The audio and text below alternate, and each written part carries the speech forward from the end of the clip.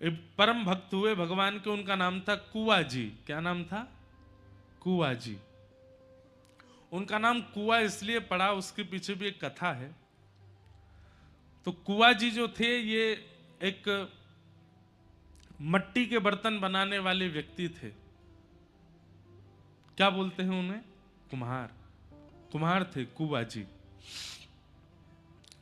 पर इनका नियम इतना था, ऐसा था कि ये उतने ही बर्तन बनाते थे जिनसे इनका, इनकी पत्नी का पेट भर जाए, और अगर दो चार महात्मा कभी इनके गांव में आ जाएं तो उनको ये प्रसाद पवा सकें। बस इतने ही बर्तन बेचते थे।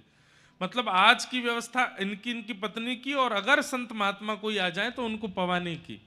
बस कल की व्यवस्था के अनुरूप आज धन संचन नहीं करते थे। भगवान के मन में आया कि कुआ जी इतने बड़े भक्त हैं, इनका यश मुझे ही करना होगा संसार में। सोच लो, ठाकुर जी के चिंतन में आ गए। ठाकुर जी ने मन बना लिया कि कुआ जी का यश मुझे करवाना है। और भगवान ने एक दिन ऐसी लीला की कि कुआ जी महाराज सुबह सुबह उठ करके बर्तन बेच करके आए मिट्टी के, और उससे जो धन प्राप्त हुआ, अपने लिए, अपनी पत्नी के लिए प्रसाद सिद्ध कर लिया, दो चार महात्माओं के लिए प्रसाद सिद्ध कर लिया। लेकिन आज इनके द्वार पर 200 महात्मा आ गए। ठाकुर जी ऐसी परीक्षा लेते हैं। जब ठाकुर जी को ठोक बजा करके किसी को भक्त का अनुभव करना होता है कि ये उचित है कि नहीं, उसकी ऐसी परिस्थिति प्रकट कर देते हैं कि उस परिस्थिति से वो घबरा जाए। और जैसे ही व्यक्ति घबराता है, ठाकुर जी समझ जाते हैं कि भाई कच्चा है, पक्का नहीं है, घबरा गया। परीक्षा से घबराए ना, परिस्थिति से घबराए ना। 200 वैष्णवों को जैसे ही अपने द्वार पर देखा, कुआ जी घबराए नहीं। अपनी पत्नी से कहने लगे, देवी आज कितनी बड़ी कृपा, आज तक इतने वर्षों में 2 महात्मा, 4 महात्मा, 5 महात्मा से ज्यादा प्रत्येक दिन हमारे द्वार पर नहीं आए, लेकिन आज कितनी बड़ी पूंजी हमारी, इतने बड़े गांव में हमारे द्वार पर 200 महात्मा आए। पत्नी ने कहा, आ तो गए, पर इनको पवाएंगे कैसे? बोले कि वो सब व्यवस्था ठाकुर जी देखेंगे, आप तो बस इनको बैठाओ। बैठा दिया। बोले महाराज आप लोग आए हैं, अब आप भी जानते हैं कि एक परिवार में 200 लोगों को पवाने की व्यवस्था तो नहीं होती, तो इसलिए थोड़ी प्रतीक्षा करनी पड़ेगी। मैं जाऊं बाजार से कुछ ले आऊं सामग्री, तब तक आप स्नान ध्यान संध्या वंदन करो, और पत्नी बढ़िया प्रसादी बनाएगी, फिर आप लोग पाइएगा। कुआ जी महाराज तुरंत घर से निकल करके गए, जो नगर सेठ थे उनके पास गए, और नगर सेठ जी से जाकर के कहा कि आप मुझे कुछ धन राशि दे दीजिए। नगर सेठ जी बोले, भाई पिछली धनराशि तो अभी तक चुका नहीं पाए तुम, और कितनी धनराशि चाहिए तुमको? बोले 200 लोगों को प्रसाद पवाना है, उतनी धनराशि चाहिए। और कुआ जी ने हाथ जोड़ करके क्या कहा कि महात्मा 2 बातें सुन लीजिए हमारी। नगर सेठ जी से कहा, पहली बात, मेरे पास धन है नहीं तो मैं चुका नहीं पाऊंगा, ये मैं पहले ही बता रहा हूं। दूसरी बात, मेरे द्वार पर जो 200 महात्मा आए हैं, अगर उन्होंने प्रसाद नहीं पाया तो मैं प्राण त्याग दूंगा। सेठ जी बोले, तुम धमकी दे रहे हो हमको? एक तो हमसे पैसा मांग रहे हो, ऊपर से कह रहे हो मैं लौटा नहीं पाऊंगा, ऊपर से कहते हो कि नहीं दिया तो मैं प्राण त्याग दूंगा। तो कुआ जी कहते हैं कि धन चुकाने का एक और तरीका है। बोले क्या? आप मुझसे अपने घर में कोई काम करवा लीजिए, मुझसे परिश्रम करवा लीजिए, और उस परिश्रम के बदले मुझे 200 महात्माओं को प्रसाद पवाने के लिए धन दे दीजिए। परिश्रम कर दूंगा मैं आपके यहां, पर धन नहीं लौटा पाऊंगा। तो सेठ जी मान गए। सेठ जी ने कहा, तो फिर ठीक है, एक काम करो। बोले क्या? हमारे घर में जल की व्यवस्था नहीं है, हमको जल लेने के लिए पोखर तालाब में जाना पड़ता है हमारी घर की बहू बेटियों को। पीछे कुछ जमीन हमारी बची है, तुम वहां पर कुआं खोदोगे अकेला, अकेले, और कुआं खोद करके उसमें जल का स्रोत जब तक नहीं निकल आए तब तक खोदते रहोगे। कुआं में पानी ऐसी थोड़ी आ जाता है कि 2, 4, 10 फीट में आ जाए। शर्त है तुम और तुम्हारी पत्नी, तुम ही दोनों कुआं बनाओगे। कुआं जी बोले मुझे स्वीकार है, पर अभी मुझे धन दे दीजिए, मुझे संतों की सेवा करनी। सेठ जी ने धन दिया, नाचते गाते हुए गए, सब सामग्री लेकर के घर पहुंचे, झरा भंडारा किया, 200 महात्माओं को बढ़िया मालपुआ, खीर और सब्जी पूड़ी आदि सब प्रेम से पवाई। पत्नी बोली आप इतना सामान कहां से लेके आए, कैसे लेके आए? बोले देवी कोई टेंशन की बात नहीं है, इसका मैं परिश्रम करूंगा ना। बोले कैसे परिश्रम करोगे? बोले सेठ जी ने कहा है कुआं खोद देना, तो उनके यहां कुआं खोदेंगे। महात्मा तो प्रसाद पाकर के चले गए। यहां पर अगले दिन ही कुआं जी पहुंच गए और पहुंच करके अपनी पत्नी के साथ में अब कुआं जी खोदते हैं और जितना मिट्टी होती है परात में भरते हैं, पत्नी को देते हैं, दूर फेंक करके पत्नी आती है। अब कमाई नहीं हो रही है इनकी, दोनों पति पत्नी भूखे रहते हैं। क्यों? ये तो परिश्रम दे रहे हैं और कमाई होती है मिट्टी के बर्तन बना के बेचने से। वो कैसे करें, घर में कोई और सदस्य है नहीं, 3-3 दिन 4-4 दिन तक कुछ भोजन को नहीं मिलता। लेकिन प्रसन्न मुद्रा में हरि स्मरण करते हैं, हरि का भजन करते हैं, ठाकुर जी का नाम लेते हैं और प्रेम से कुआं खोद रहे हैं। 4-5 दिन बाद कोई कुछ दे देता है तो दोनों आधा आधा खा लेते। हम आपको बता रहे हैं कि ठाकुर जी कैसों का स्मरण करते हैं। एक बात निश्चित है, आपको माननी पड़ेगी, अगर जीवन में कठिन परीक्षा आई है तो इसका मतलब ये समझ लीजिए ठाकुर जी मिस कॉल मार रहे हैं आपको, ठाकुर जी याद कर रहे हैं। अगर बहुत स्मूथ लाइफ चल रही है, सुबह नाश्ता कर लेते हैं, दोपहर में भोजन कर लेते हैं, रात्रि डिनर करके बढ़िया प्रेम से तान दुपट्टा सोते हैं, एसी चला के, हीटर चला के, बहुत बढ़िया नींद आ जाती है, कोई डिस्टरबेंस नहीं है, कोई टेंशन नहीं, कोई सिर पर भार नहीं है, सब कुछ बहुत बढ़िया है, तो इसका मतलब ठाकुर जी ने ब्लॉक मार रखे हो, आप देख ही नहीं रहे, आपका नंबर ही नहीं आ रहा ठाकुर जी के आगे, इसीलिए तो सब बढ़िया चल रहा है। भाई टीचर की दृष्टि में आओगे तभी तो परीक्षा होगी। अब आप क्लास में ही छुप करके पीछे बैठे हो तो टीचर आपको उठाएगा ही नहीं, कुछ पूछेगा ही नहीं आपसे। अगर जीवन में परीक्षा नहीं है तो इसका मतलब आप छुप गए हो, ठाकुर जी को दिख नहीं रहे हो, या ठाकुर जी देख नहीं रहे हैं।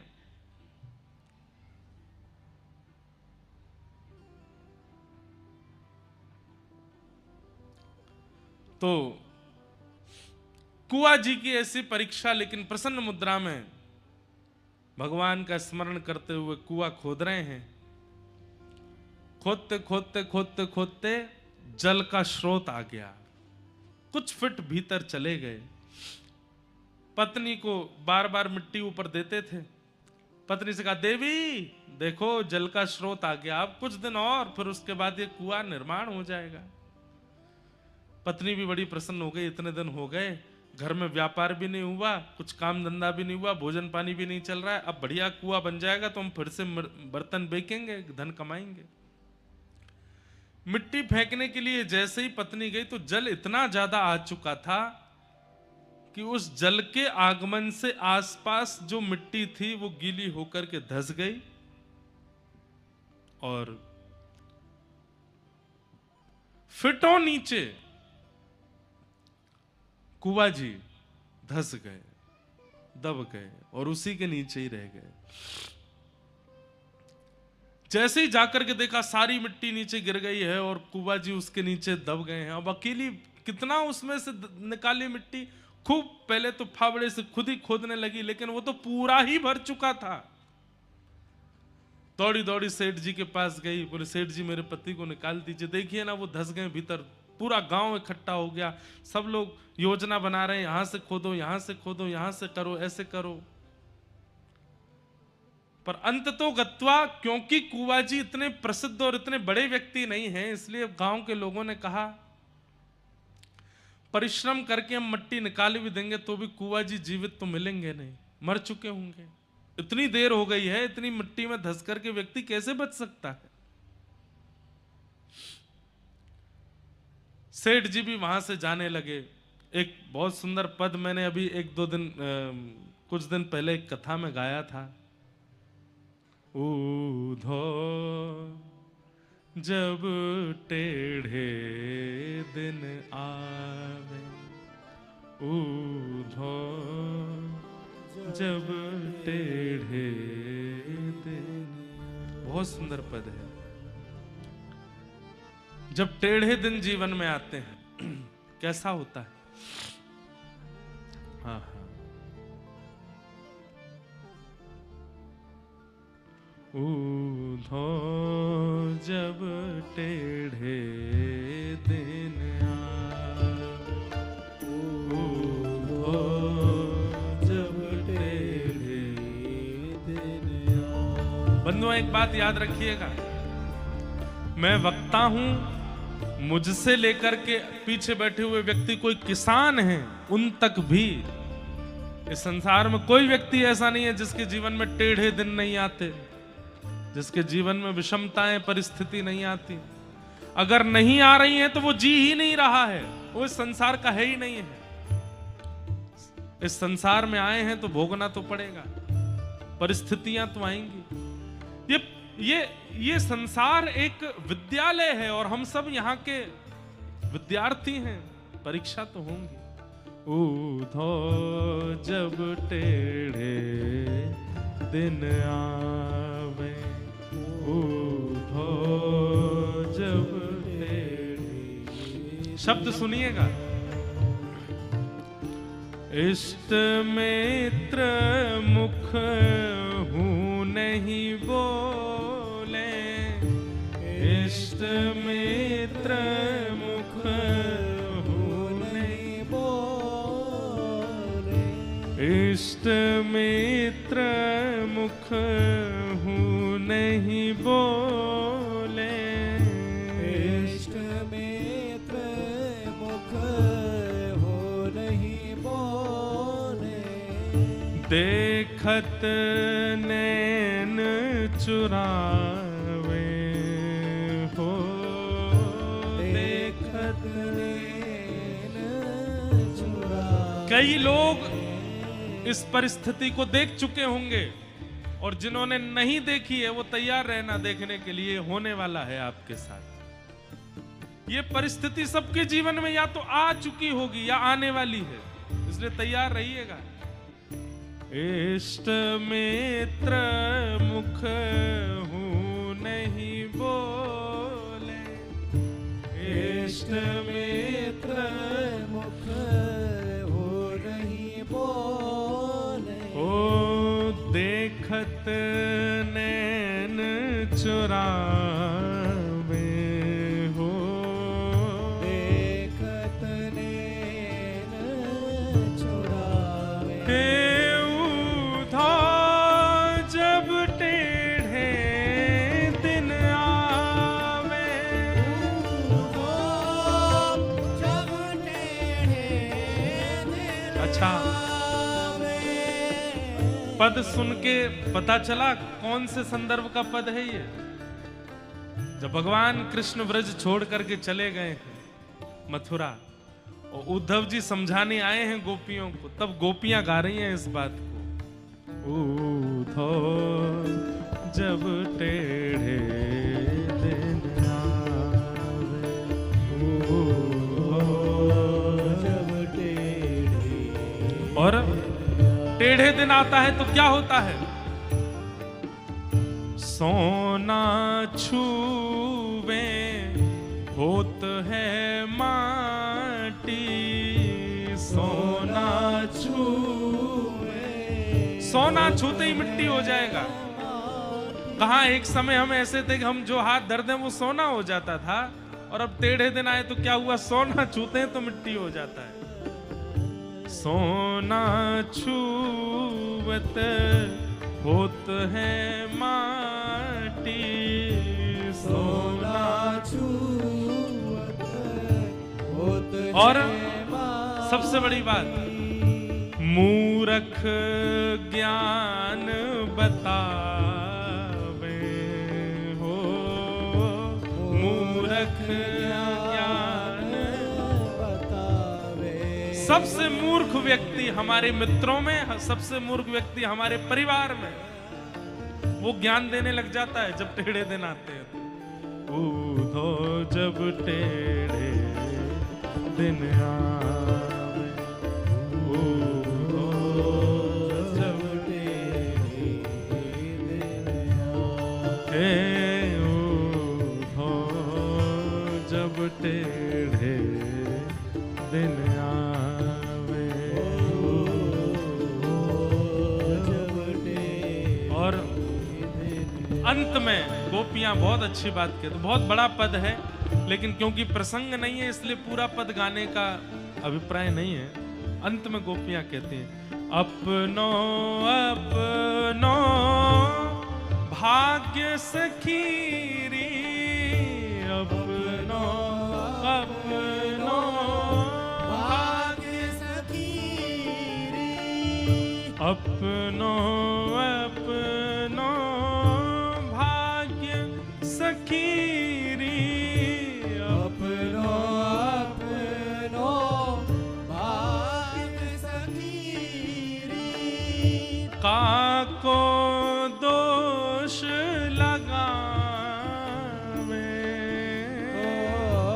काको दोष लगावे, हे सूरदास विधि ना के आगे, सूरदास विधि ना के आगे, सूरदास विधि ना के आगे, सूरदास विधि ना के आगे, छिन भर टरहु न पावे हो,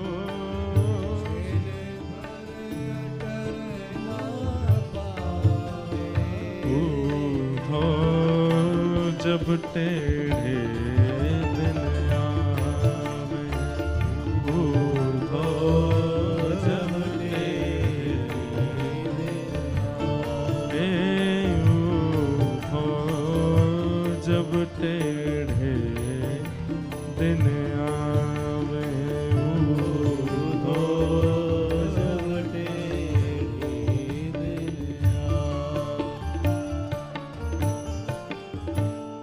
जब जीवन में टेढ़े दिन आते हैं तो ऐसी स्थिति बन जाती। अब देखिए वहां कुआं जी, वो भी तो एक मानव है, मिट्टी के ढेर के नीचे फंस गए हैं, लेकिन गांव के लोग क्या कह रहे हैं, पत्नी को सांत्वना देते हुए कह रहे हैं, अब हम निकाल भी देंगे तो क्या फायदा, वो जीवित तो बचेंगे नहीं। पत्नी कह रही है कि इतनी जल्दी आप लोग कैसे मान रहे हैं? बोले कि मान, इतनी संख्या में मिट्टी उनके ऊपर गिर गई है, वो जीवित कहां बचेंगे, उनको निकाल भी देंगे तो तुम अभी शोक में हो, उनका शव देख करके और शोक में आ जाओगी, अब उनको नीचे ही गड़े रहने दो। और सेठ ने कुछ धन आदि देकर के पत्नी से कहा, अब तुम ज्यादा शोक मत करो। अब अकेली पत्नी, परिवार तो है नहीं, किससे जाकर के कहे कि मेरे पति को निकालो। सामान्य व्यक्ति जो जीवन जीते हैं बहुत कठिनाई सहते हैं बंधुओं कभी कभी, क्योंकि उनके पास में पावर नहीं है, उनके पास में लोग नहीं है, उनकी पहुंच नहीं है। पर जिनकी संसार में किसी से पहुंच नहीं होती ना, उनकी रक्षा पर ठाकुर जी करते हैं। और ठाकुर जी तक पहुंच जिसकी होती है, पर संसार की पहुंच धरे रहे अपने पास। कुआ जी की पत्नी रोज ठाकुर जी से प्रार्थना करती, बोले नाथ मेरे पतिदेव आपका भजन करते थे और आपके जन, आपके संत, आपके भक्तों के लिए कर्जा लेकर के भोजन कराते थे कि संत भूखे ना चले जाए, और अंत तो गत्वा क्या दिया, मेरे पति का ऐसे इस प्रकार निर्मम तरीके से उनकी हत्या हो गई, और यहां तक कि आज मेरा कहने को कोई नहीं संसार में जो उनके शव को निकाल सके मिट्टी के भीतर से। पति कहते थे कि आप हमारे हो, आप हमारे हो, आप भी हमारे नहीं हो। आज आप भी नहीं आए हो मेरे इस शोक की घड़ी में मेरे पास। रोज पत्नी रोती, महीनों निकल गए बंधुओं, महीनों। पत्नी रोज जाती और उस टीले पर जो धस चुका था वहां जाकर के प्रणाम करती, वहीं बैठी बैठी रोती रहती।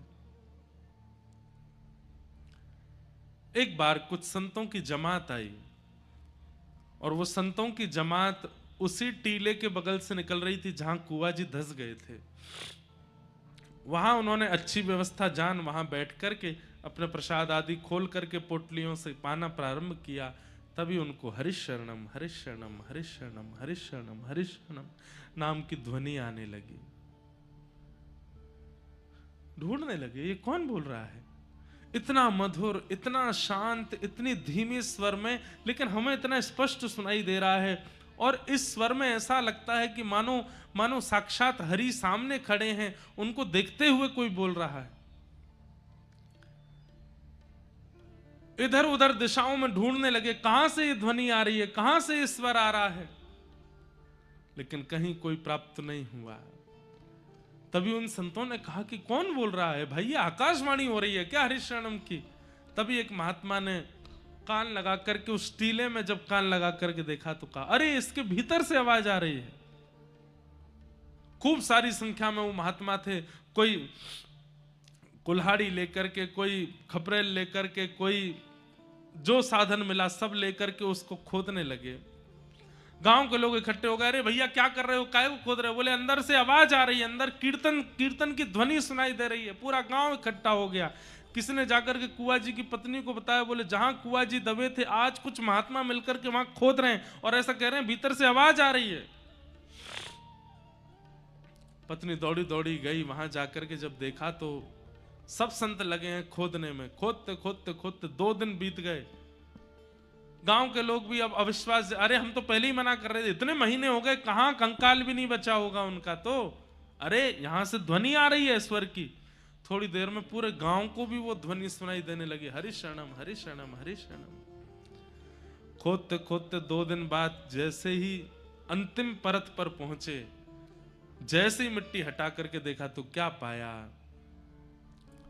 सुंदर दिया जला है, सामने साक्षात ठाकुर जी का श्री विग्रह विराजमान है और कुआ जी बैठ करके खूब मधुर वहां भजन कर रहे हैं, ठाकुर जी का हरिशरणम नाम संकीर्तन कर रहे हैं। कभी हाथ में करताल लेकर के नृत्य करने लगते हैं, कभी बैठ करके प्रणाम करने लगते हैं, वंदन।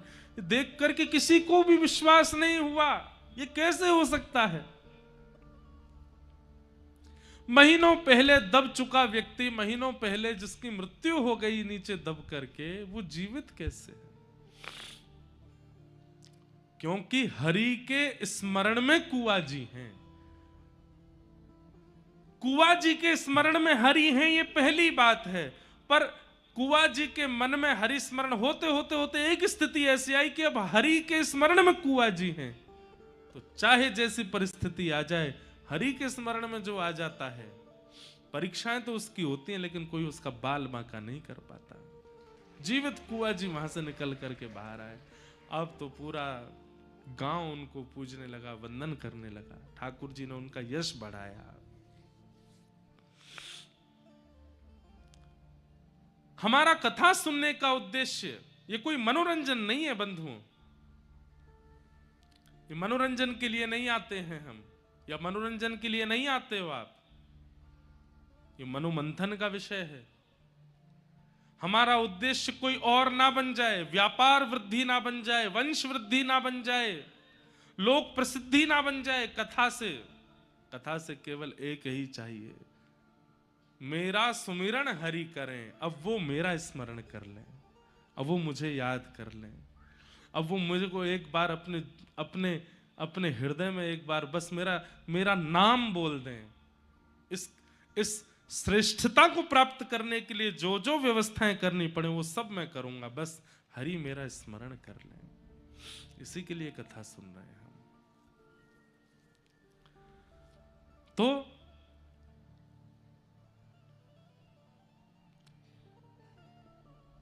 शब्द, स्पर्श, दृष्टि और मन, इन 4 प्रकार से भक्तों का पोषण होता है।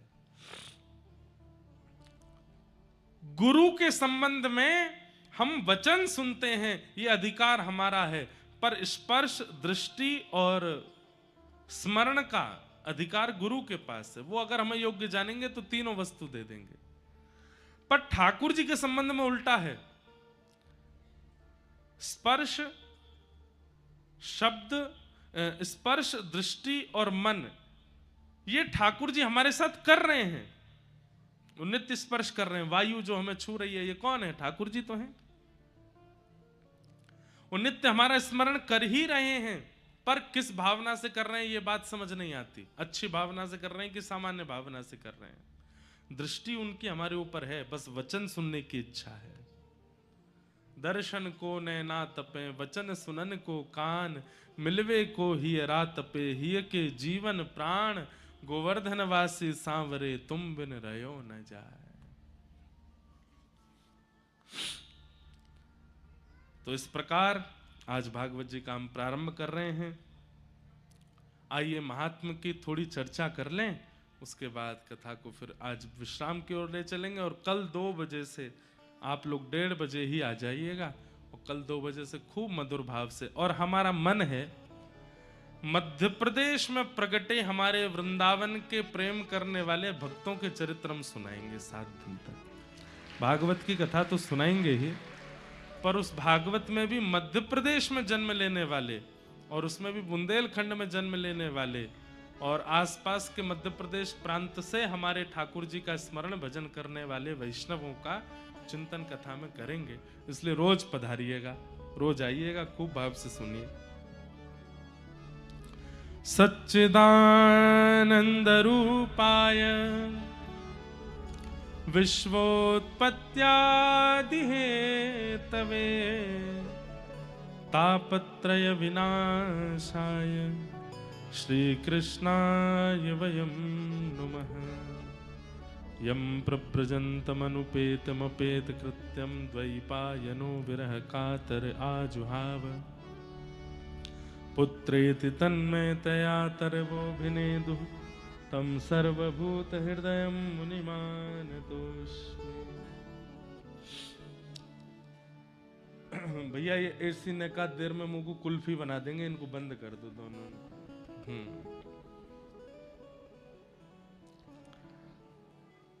सच्चिदानंद रूपाय, भगवान के 3 रूप, 3 कर्म और 3 गुणों की चर्चा भागवत के महात्म्य में की गई है। भगवान के 3 प्रकार के रूप हैं, सत्य, चैतन्य और आनंद। ठाकुर जी सत्य स्वरूप हैं, चैतन्य स्वरूप हैं और आनंद घन हैं। हमारे पूज्य गुरुदेव भगवान ने एक बहुत सुंदर व्याख्या की इस श्लोक की, कि भगवान सत्य हैं, चैतन्य हैं और आनंद हैं। इसका एक अर्थ तो यह है कि जो सत्य हम बोलते हैं उसमें ठाकुर जी का निवास है। दूसरा अर्थ यह है कि जो चैतन्यता है, चैतन्यता मतलब कोई भी वस्तु जो जड़ अनुभव होती है सब में ठाकुर जी हैं। ठाकुर जी चैतन्य हैं, सब जगह विद्यमान है। हरि व्यापक सर्वत्र समाना। और देखिए यहां पर गोस्वामी जी ने एक शब्द कहा है, हरि व्यापक सर्वत्र। कैसे? बोले समाना। समाना मतलब जैसे वो बिहारी जी में हैं, जैसे वो राधा वल्लभ जी में हैं, जैसे वो गोविंद देव जी में हैं, गोपीनाथ जी में हैं, जैसे वो तिरुपति में हैं, वैसे ही यहाँ इस माइक में भी हैं, वैसे इस गद्दे में भी हैं, वैसे मुझ में भी हैं, वैसे वायु में भी, उतने ही, कहीं कम ज्यादा नहीं है ठाकुर जी। समाना, समान भाव से। तो मन में ये विश्वास प्रकट हो जाना कि ठाकुर जी सब जगह हैं, ये चैतन्य बुद्धि है। और आनंद घन, ठाकुर जी के संबंधों का स्मरण करके, ठाकुर जी के कथाओं का स्मरण करके, ठाकुर जी के प्रियजनों का दर्शन करके जो मन में उल्लास प्रकट होता है वो आनंद है। पर हमारे गुरुदेव एक बहुत अच्छी व्याख्या करते हैं कि सत्य परमात्मा को जिस दिन आपने चैतन्य मान लिया, बहुत ध्यान से सुनिएगा, सत्य परमात्मा को जिस दिन आपने चैतन्य मान लिया उस दिन आपका जीवन आनंद से भर जाएगा। परमात्मा सत्य है, पर उस परमात्मा सत्य को हम जड़ मान लेते हैं। जड़ कैसे मान लेते हैं? मूर्ति में उनकी प्रतिष्ठा मानते हैं, धातु में उनकी प्रतिष्ठा मानते हैं, अन्यत्र कहीं भी उनकी व्यापकता है ऐसा विश्वास हमारे चित्त में नहीं होता। सामने बालाजी का मंदिर है, हनुमान जी वहीं बैठे हैं, मैं उनको सामने बैठ के हनुमान चालीसा गाऊंगा तो ही मेरा उद्धार होगा, इधर उधर बैठ के गाऊंगा तो कल्याण नहीं होगा। ये एक प्रकार से ऐसी भावना अगर किसी के चित्त में है तो वो कहीं ना कहीं भगवान को चैतन्य नहीं मानता है। ठाकुर जी को चैतन्य मानने का मतलब है जहां बैठ जाओ, जिस दिशा में देखने लग जाओ, वहीं ठाकुर जी हैं और उनको वहीं अर्पित। अब आलसी लोग इस बात को कहीं अपने फायदे के लिए मत ले लीजिएगा। कहीं आलसी लोग कहने लग जाएं भोग लगाने की क्या जरूरत है, बोल क्यों, भगवान मन में बैठे हैं, मैं जो खाऊंगा सब ठाकुर जी पालेंगे।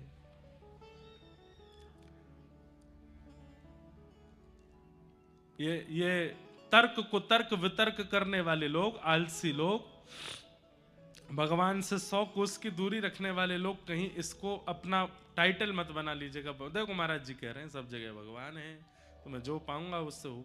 ये भी होता है पर तुम्हारे साथ नहीं होगा। ऐसा भी होता है कि आप पाओगे ठाकुर जी का पेट भरेगा। ऐसे एक चरित्र आता है, श्रीमद वल्लभाचार्य जी महाराज के एक शिष्य थे गोवर्धन में, उनका नाम मुझे याद नहीं आ रहा, भगवान दास नाम था संभवतः। तो वो ठाकुर जी को अपना सखा मानते थे। तो उनका नियम ऐसा था, वो ठाकुर जी के सखा हैं, ठाकुर जी उनके साथ खेलने के लिए वन में जाते थे।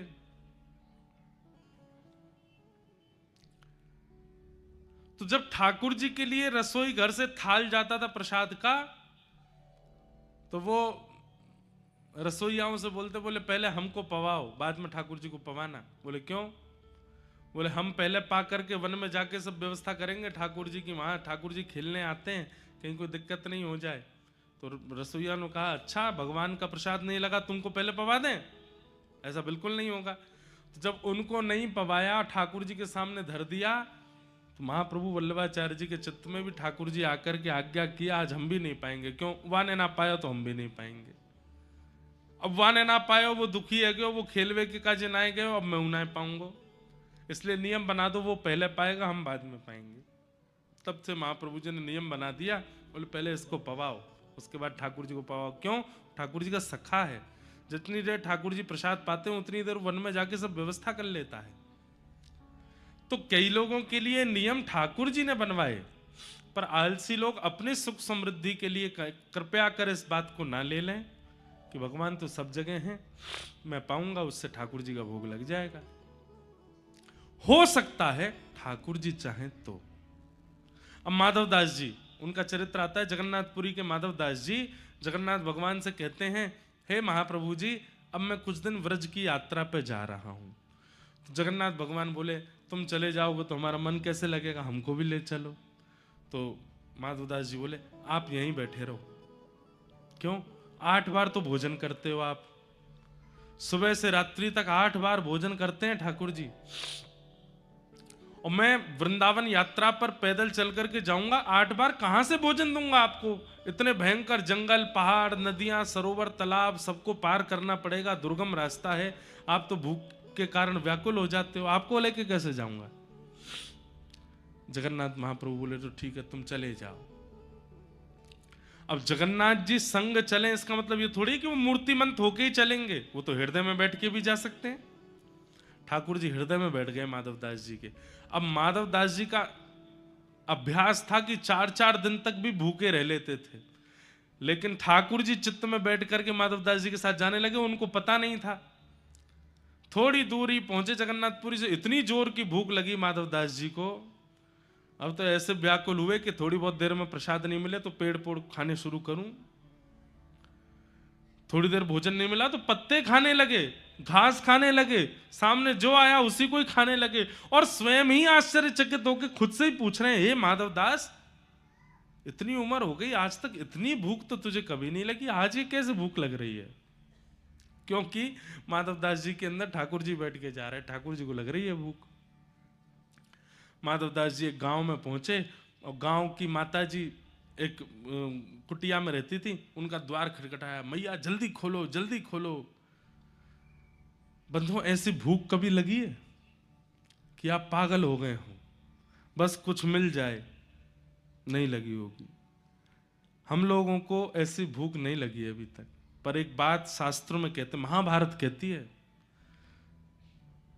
कि पुत्र शोक महाकष्टम, माता पिता के सामने पुत्र की मृत्यु हो जाना ये महाकष्ट है, पर इससे भी विशाल कष्ट होता है कष्टात कष्ट करित क्षुधा, भूख लगना और भोजन का ना मिलना, उससे भी बड़ा कष्ट है।